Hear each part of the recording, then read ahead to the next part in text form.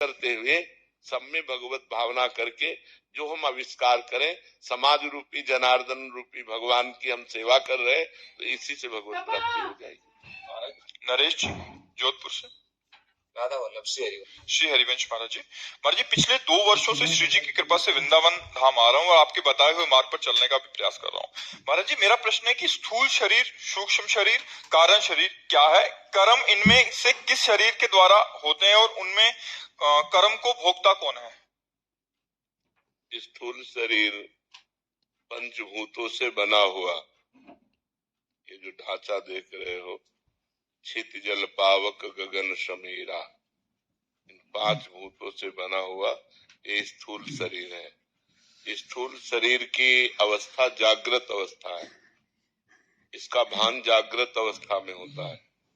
सूक्ष्म शरीर 5 ज्ञानेंद्रियां, 5 कर्मेंद्रियां, अंतःकरण चतुष्टय, मन, बुद्धि, चित्त, अहंकार, ये सूक्ष्म शरीर है। इसका भान स्वप्नावस्था में होता है और इस स्थूल को चलाने वाला सूक्ष्म शरीर है और सूक्ष्म शरीर को प्रभावित करने वाला कारण शरीर है।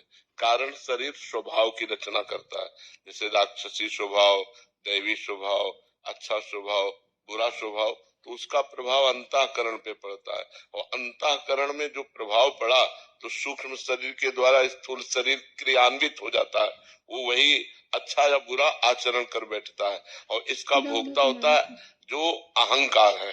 अंतःकरण में जो अहंकार है उस पे जो आत्म तत्व का भ्रम हो गया है, वो ये भ्रम भोगता है।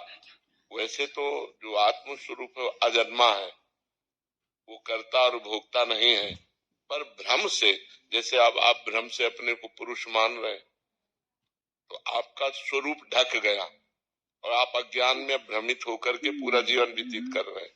आप न स्त्री है न पुरुष है, आप ब्रह्म स्वरूप है, आप आत्म स्वरूप है, आप भगवत स्वरूप है। ये साधना से जानना होता है।